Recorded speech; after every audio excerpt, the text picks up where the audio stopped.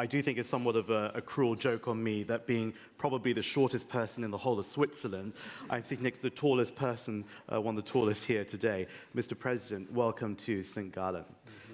4 years ago, before our first interview in New York, I asked my sources beforehand, how do I get Paul Kagame to open up? And they said, easy, just talk about tennis. 4 years later, before this conversation, I asked them the same question, and they said to me, talk about tennis or basketball or football, but especially about Arsenal. Right.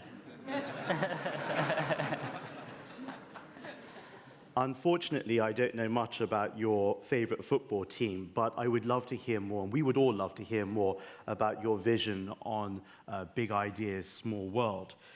Of course, you are a leader who stands at that same cross point with Africa, a big continent of over 1.1 billion people, and Rwanda, comparatively small at just over 11 million people. When you think of those 11 million, each of them sons and daughters of Rwanda, what is your biggest dream for them all? The biggest dream for every Rwandan, for me, builds on what I see and know about the world we live in. You see places in this world where prosperity is taken for granted. And I always ask myself, why is it not the case in Rwanda? Yet, these are same capable human beings, same human beings that can address our different challenges and building on different opportunities that are there in this world. And I don't believe that the world is divided in such a way that there are people who should take everything good for their living and for the living standards for granted, and there are others who should forget about it. So I want to think that every Rwandan can contribute to the well-being of the whole nation and for themselves. And irrespective of these challenges we have evolved through, there are so many opportunities within Rwanda and within the whole continent of Africa, given the right interactions, politically, socially, economically. Rwandans should develop, should get better, should enjoy stability and security they deserve as the rest of the continent of Africa. Rwandans, of course, are more connected than ever before. In just 2 years, the number of people who are on a mobile phone has jumped from 6% to 63%. So clearly you've built the infrastructure around that. But my question is this, what's the business plan and how are you going to grow an economy out of this? It's a question of investing, how we invest in our people. And let me take you through. We have a 2020 vision. This was a vision we put there from year 2000 that would serve up to 2020. And we'll be overlapping that with another plan for another couple of decades ahead. So, and the central part of this is investing in our people, who are the main resource of our country. We don't think so much of, and maybe we are not so much endowed with, the so-called natural resources. The main asset for us is people. So we invest in their health, we invest in education, and then we see how much we can turn this resource into the value that can continue to take the country forward. And in education, we therefore concentrate in those areas that can build value in our people and ready for jobs out there in the marketplace, as well as the different economic and other transactions that can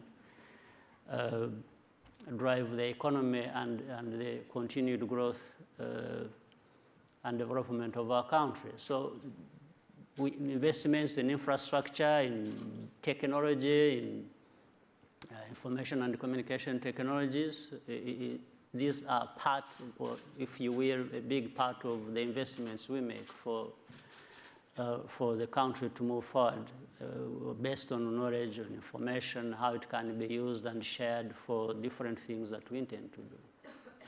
You've just become the most followed African leader on Twitter, just shy of 1 million followers, taking over from Jacob Zuma of South Africa. I think you're actually on it quite a lot personally, so much so that your daughter, who lives in America, tweeted to you the other night, "It's a little late over there, Daddy, isn't it?" Yes. But it's much more than just the number of followers. Yes. What's the opportunity of social media? And when you look at other African presidents, your peers, of course, are they leveraging the internet to achieve social justice? Well, I guess they should, but it's not up to me to advise them or to tell anyone what to do in regard to that. But in our case, I can speak for Rwanda, for myself. What we have been doing with social media, we look at it as a way of communicating, of narrowing the distance between us leaders and those we lead, or with each other as citizens in our country. And since the tool is there, since the means are there, why don't we just make good use of them? So that's really the starting point. So I personally have enjoyed doing that because I directly talk to individuals who may care to talk to me also. And by the way, a number of problems also get addressed through that. I've seen individuals telling me in their districts, in their villages, in different places, in the school or wherever there is this problem. Say, the president, did you know about this? And many of them I didn't know before, and I have known through these channels, and I have actually activated systems to make sure that this problem is addressed, depending on the magnitude of the problem. This is just one example. There are many cases, and it's something that not only solves and addresses problems, it's enjoyable also. When you are there, if you are a leader and you don't enjoy communicating with, interacting with colleagues in government or citizens on the ground, well, that at least I try to make the most and the best of it. I know that for those who don't have access yet to the internet, every last Saturday of every month, you do your community service. You sometimes turn up unannounced and you meet your own people around the country. As we know, though, Africa is a collection of countries that have significant challenges around issues like health, security, terrorism, corruption. But Rwanda post-genocide shows the world, as you said just there, that even in the greatest of darkness, there is always light. Based on that experience, what one lesson would you share with leaders in Africa, but also leaders everywhere? You see, leadership is about problem solving. And therefore, leaders at all levels, leaders does not mean presidents alone or prime ministers also. It means everybody at their level or even individually, they have a leadership role to play. So my advice, therefore, is based on that responsibility of problem solving. We have to be there and build on the opportunities that are available to meet the challenges that will always be there, because leaders meet. So, and when we understand what the problems are, and as we do in Africa or in my own country, then, and we know the resources available and opportunities available for us to meet these challenges. Really what remains is just to connect these ends and make sure that as many of these challenges are addressed as problems. And that's what we try to do in Rwanda. And most of those things you talked about, maybe you knew Rwanda was going to participate. I was going to participate on this, so proudly small. And so it doesn't matter. I think we have explained all that. But as you said, we have a country, a small country, and we are saying, for example, cleaning up our environment every Saturday or every month, going out there, all of us, including me, to deal with that, just means there are things we can do that can make us better, that can add value to everything we are doing. And these things are within our means. We don't have to wait for somebody else to come and do it for us. And therefore, if it is within your means, why not do it? So this can be, and of course, the lesson learned is that if it can be done in Rwanda, then it can be done anywhere else. When I think of Africa, I think also of China. Today, it's one of the most important and active partners in your region, building not only stadium bridges, but as we saw in the most recent Ebola outbreak, providing critical support to health systems in West Africa. Yet it has also come under heavy criticism by some, in the West also, of being a neocolonialist. You are an African president. What do you say? Well, what I say is that pointing fingers and calling each other names does not help in dealing with Ebola or with any other problem. I think we just need to stick to ways of cooperation. We can cooperate and collaborate and deal with these challenges that we all face, that even if the problem has started in Liberia or Sierra Leone or Guinea or wherever, the likelihood that this will spread and cover the continent of Africa or even go beyond and affect Europe or America or Asia or wherever, that threat is always there. So the more we can work together and stop, because look, there is no part of this world that does not have skeletons in their own. So you may be accusing one of neocolonialism when you have that history. So does it matter? I think all we need to do is just. And I think the point here is that neocolonialism is not a good thing. So why don't we stick to that and make sure it doesn't exist anywhere?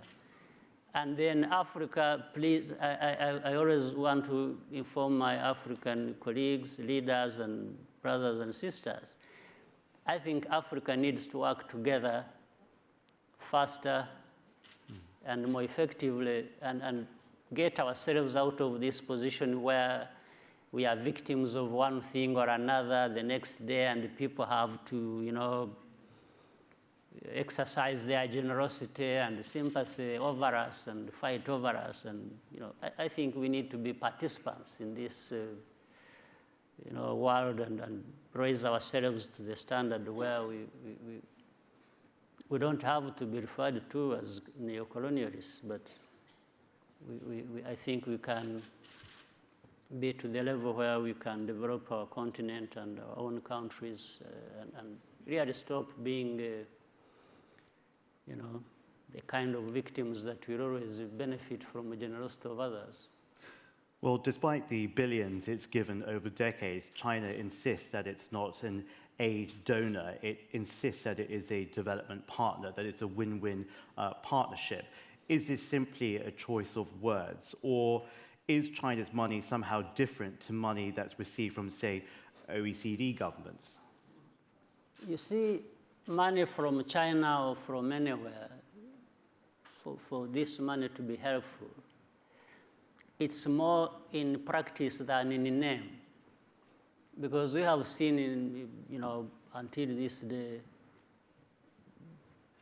the use of partnership or different kind of good words. But really what is done on the ground is not that partnership. It's, as you know, he who pays the piper calls the tune.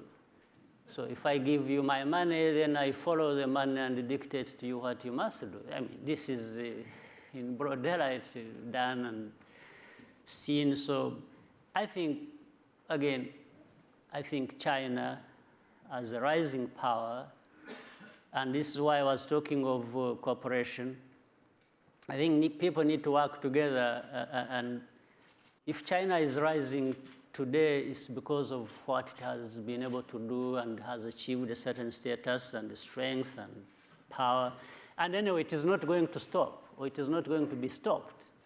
So the best way is to accept what is going on and maybe turn it into a positive thing so that the rising of China can be helpful not only in Africa and on the basis of partnership, what China can get from Africa and what Africa can get from China, and how China can work with the rest of the world, the other powers, to address the problems that affect the world or different parts of the world, like in Africa. If China worked with the West, for example, to address and contribute to getting, say, Africa better, I think Africa would be better off, China and the West would be better off in that way of cooperation, rather than conflicting over who does what in Africa, who is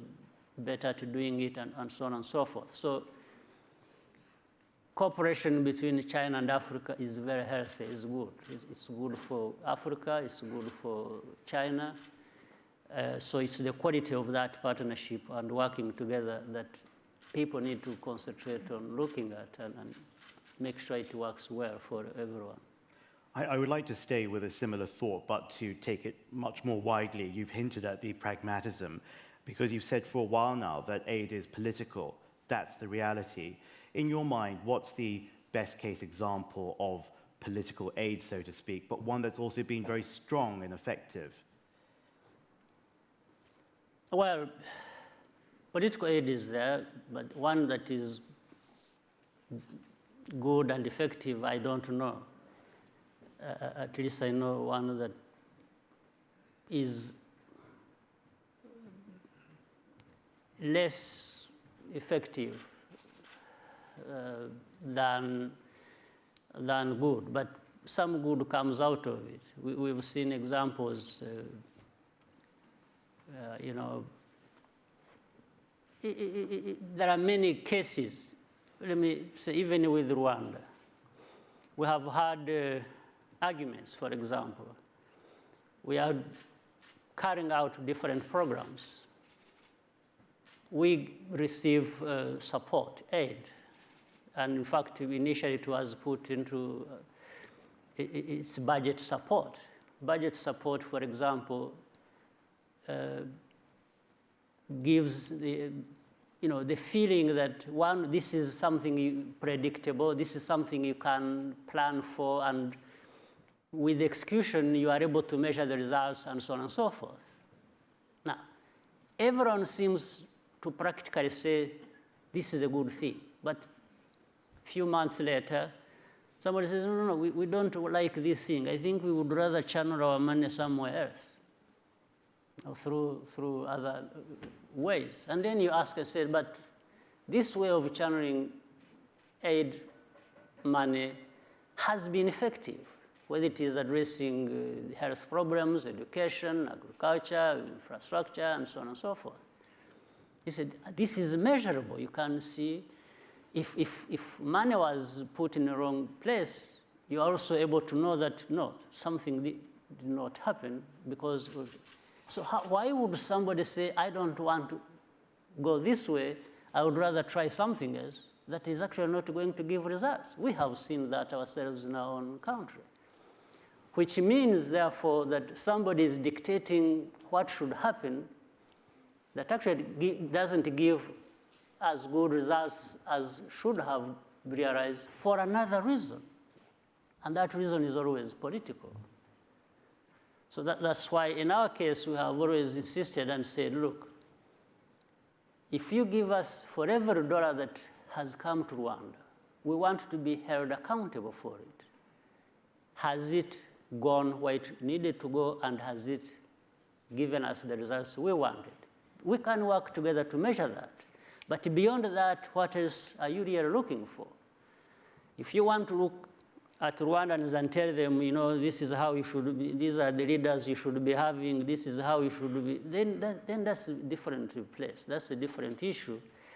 And I think there'll always be argument about that for a long time as we try and grapple with other problems for our development. Mr. President, you were born in a very different Rwanda to the one that we know today. At the age of 3, you fled with your family first to Uganda, the start of decades of life as an exile, as a refugee, before, of course, you became a soldier. Refugee is a big word that we tend to use an awful lot. But tell us, what does it mean when you're forced out of your home, when you're forced to live on the outside, when the whole world is saying to you, you're not welcome back in? What does that do to your dignity? The tendency is to crush your dignity, and the choices are also there for people as refugees or in that kind of situation. It either strengthens you and you want to do something about it. Some of the things that can be done are very difficult.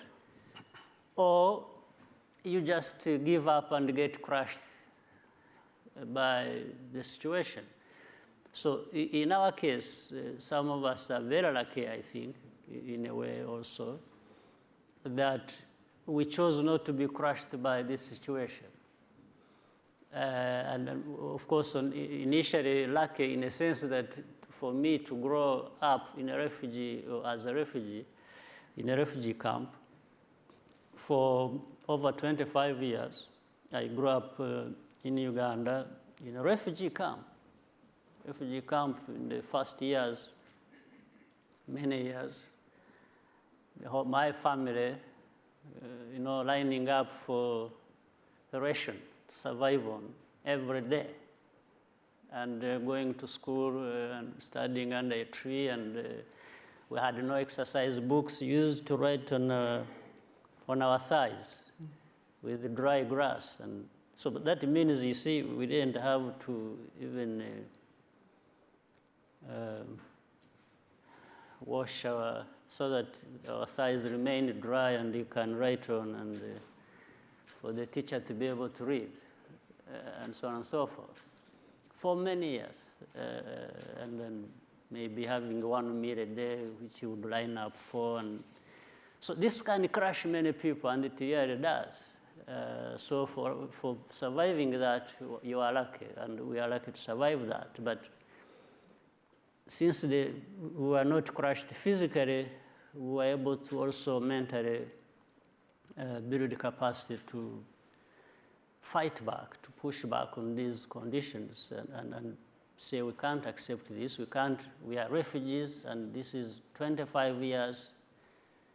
By that time, I had grown from 3 to, you know, and we could organize and get together and say we cannot stay stateless forever. In Rwanda, we are not accepted. Where we are in the neighboring countries, we are refugees. And so that's how, and it really shapes you and informs the decisions you have to make, and where dignity has lacked, I think people get to understand the value of dignity. There is a saying that I'm sure everybody in this room is well aware of, that what doesn't break you only makes you stronger. I've often felt, though, that what doesn't break you sometimes can leave one very hurt and very damaged. What fascinates me, though, are the choices that you chose to make along the way. I wanted to ask you, what is it that made you believe that despite the dehumanizing, despite being stripped of the dignity, what made you believe that you even had rights? What made you believe that you had the right to be better than you were told that you were? Well, maybe you see things, you learn, and really questions keep coming up in your mind. You see, I remember when I was at the age of 11, I asked my own father, whom I lost 4 years later, what actually we had done to deserve being refugees, living in a refugee camp.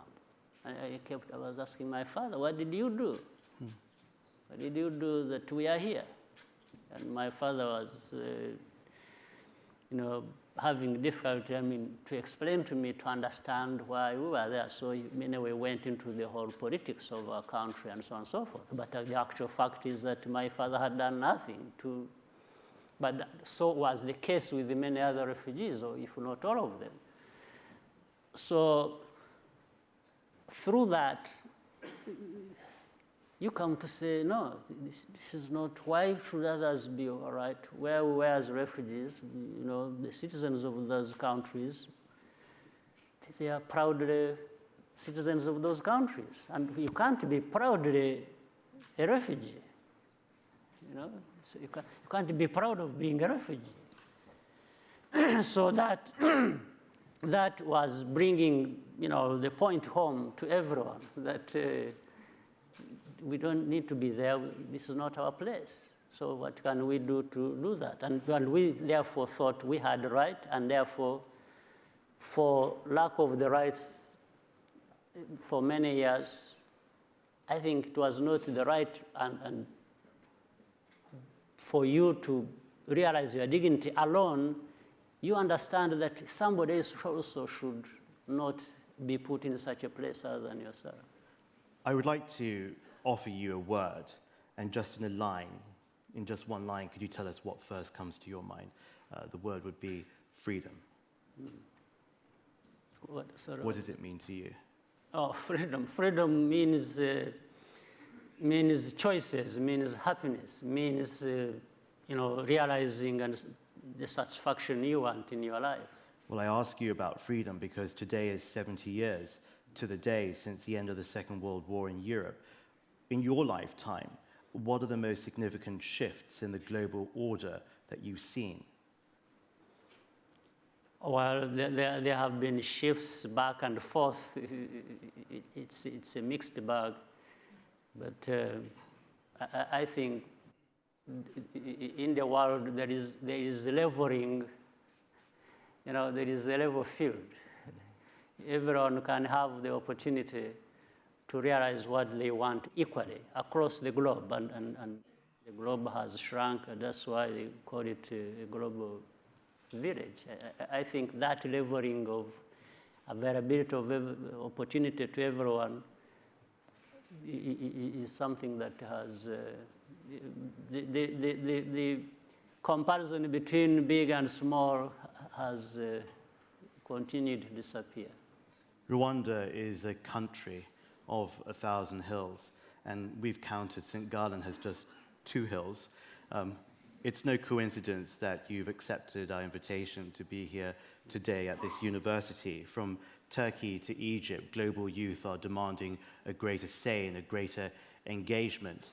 Based on your experiences that inform your leadership, what would you tell the students here in this hall about making good choices and about a life that enriches more than their own? You see, the young people making all kinds of demands is within their right, and I think they have a right to make different demands. But I would also suggest that the demands the young people make, and rightly make, should also be accompanied by responsibility they should assume for themselves, bearing in mind others as well. So, and they should be aware of the investments they need to make for themselves in order to realize being where they want to be. And it's something that we see across the world. Young people have certain expectations, but it shouldn't be expectations that should be delivered by others. It should be expectations that should be delivered by them too. So the moment this is understood, I think there will be more stability than we see. We can't leave without talking about the crisis that is unfolding on your border today. In Burundi, President Nkurunziza's decision to seek a 3rd term in office has sparked probably the worst violence since its 1990 civil war. As we speak, thousands of people have already poured, or tens of thousands of people have already poured into Rwanda. Your foreign minister said in the last days that the safety of innocent populations is the responsibility of the regional and international community. But let's talk about actionable solutions. You have extensive experience in logistics and crisis management, but also as a former refugee yourself. I wanted to ask you, how far are you prepared to go, to commit to bring about a peace for the people of Burundi? We are committed to doing anything we can, but bearing in mind our limitations. The first responsibility lies with the leaders of the countries where these refugees are coming from. This is really the most important thing. And for Burundi, the leaders in Burundi have to realize that they need to do more and better than they have in order to stop this movement of refugees and therefore address it. And you see, this is a very important point, but let me even expand on it. The problems in Burundi, as you see that, it's not just about the president looking for a third term. It's one problem. That is just one problem among many. The reason even the president is looking for a third term and it is having such a problem maybe needs to take people to another point.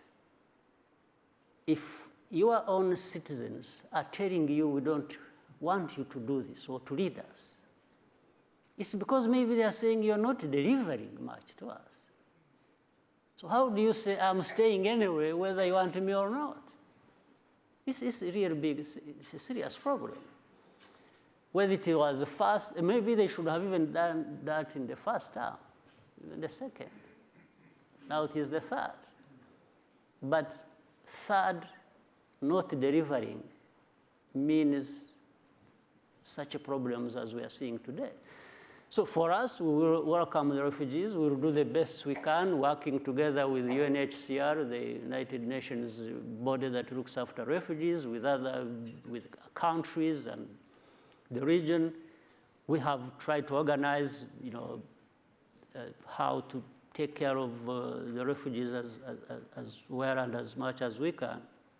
But that's not the issue. The issue is not how well you take care of refugees. The issue is how you stop producing refugees. I think that means the people, the leaders in Burundi need to be more serious about it than they are. I have to ask you, since you raised it, you said that the issue isn't the third term for Burundi. Would you seek another term yourself in Rwanda? I haven't been seeking for any term. Yes, even for these terms I have served, I didn't seek for them. Actually, I was literally brought in. First time when we had taken over in 1994, I refused to be president when I was asked to be president. In defense. That's how I ended up being vice president, because people said, you fought a war, you were a leader, the commander of the forces that did this, so you must be president. I said, well, let's look. So we chose somebody else from our party on my prompting, and that's how there was the first president and not me. But later on, when the first president got problems with the parliament for some wrongdoing he got involved in, that's how I came in. So I'm really, for me, it's not a big deal. And if any question should be raised, should be asked to Rwandans themselves, they are the ones who keep saying all sorts of things. And this is what I was talking about, delivery. Delivery is very important. When people are receiving what they deserve, and they want that to be, but if they don't, also they can turn against you. So I'm happy I'm not in the position where they are demanding me to be out even before I have finished my term. So let's wait and see what comes after. Our time is almost over. Very, very quickly, I want to finish off with how we finished off 4 years ago, and that's with your family. You and the First Lady have 4 children, Ian, Ivan, Brian, and your daughter, Ange. We've talked about equality, social justice, humanity, and dignity. In closing, Mr. President, tell us why these values must begin at home in order to realize a close family like yours, but also a happier nation like Rwanda? Well, it really always, we even have a saying in our language and tradition, it always starts from home, you know. You can't start talking about things elsewhere when you are not realizing that at home. So I didn't even know, you know, names of my children and but thank you for doing that. So, but it all starts from home. Okay, but it all starts from home, and we try to, you know, I enjoy being, you know, part of the family, and we are a family, and the best I wish for my family is the best I wish for every Rwandan family, and work towards that. And we've been so far blessed that the country is making good progress, and my family is part of that. I think it says an awful lot that 4 years ago, as in today, the final question was about family, and the biggest smile always cracks wide open across your face.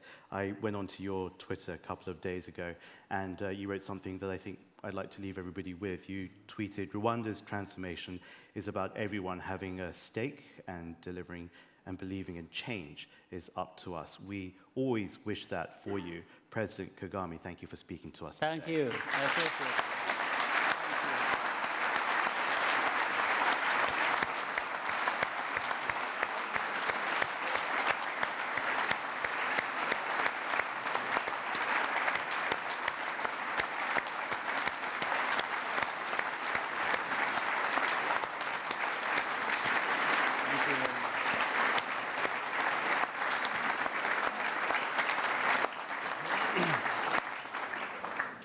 James, thank you for being such a brilliant interviewer.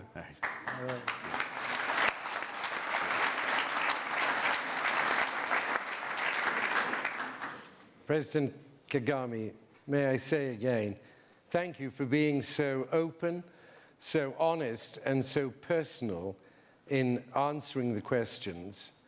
And when you finish with the family, we talked as we opened this symposium yesterday morning about the family being one of those institutions as a cradle of virtues in our society.